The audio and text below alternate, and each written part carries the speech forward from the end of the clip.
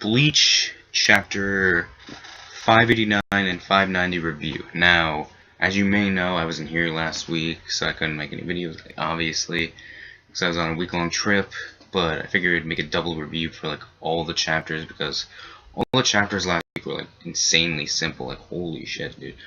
But with last week's chapter of Bleach, the only thing that really happened was, Kisuke having that, Kukaku, canon thing already made, or, like, did Mayuri make it? Like, I forgot from last week, but, and how Hiraku's group, like, they gather, like, all the energy, like, fire the damn thing, which is, like, okay. But, from last week's chapter, the only thing I'm really gonna mention of last week's chapter, oh, and, like, the story progression we got in the end with Mayuri showing up to, deal with, Giselle, like, Gazelle, yeah, with Gazelle and, the Bambietta zombie, him showing up at the end, but also, like, why the fuck, and, like, this is the only thing I'm gonna talk about from last week's chapter, like, why the fuck did Ichigo go to the Seirete, or, like, Soul Society, to, like, help him out, if Bach just went back up to the Soul King Palace anyway?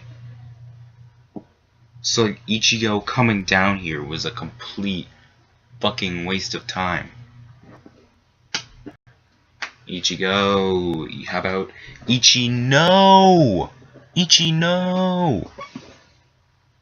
It's like, what the hell? Why wouldn't Ichigo just stay up there?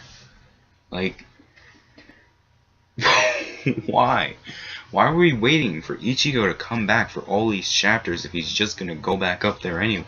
Like, okay, whatever, it's all said and done. Ichigo's going back up there along with Big Breast Ino and useless, but somehow badass looking Chad. Like, I don't know.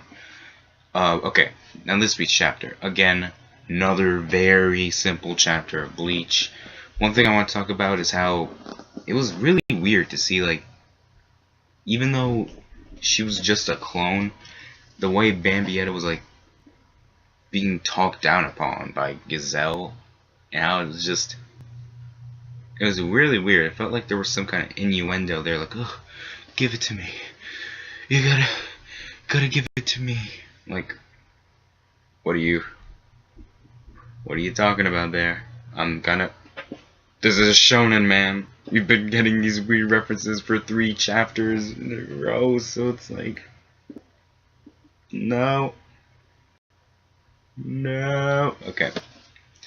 It's just really weird to see Bambietta just, like, she's literally a bitch right now. Like, she's zombie she-male's bitch. So that was weird to read. Still not sitting well with me.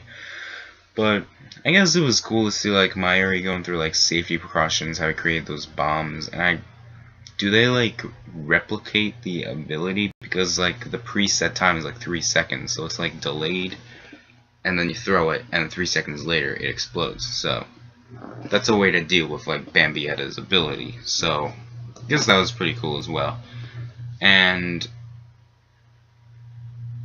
I mean, Gazelle bringing back all the...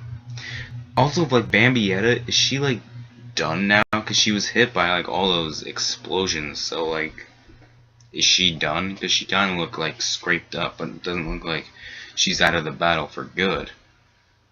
So, I guess... Oh, I'll get to that in a little while. And, like, Gazelle, like, bringing back all those fodder Gote 13 members, it really wasn't, like, that impressive. It was kind of like, alright, whatever. But what was kind of shocking at the end of the chapter was the Arancars. Like, Mayuri has the Arancars with him, and it makes you think, like, why the fuck are the Arancars there? Like, did Mayuri hit them up, like, hey, oh, it's this way, hey, what's up, gotta come to Gote 13, otherwise, gonna destroy, like, a mundo, like, I don't know, something like that, who knows, like, but the Arancars coming at the end, it was surprising, but it's not like I was all that hyped, because it really doesn't have, like, any... Out of those 4 Arancars, there really aren't, like, any iconic members there right now. But when I finished the chapter and I saw the Arankars, I'm thinking, where the flying fuck is Grimmjow? Like, oh my.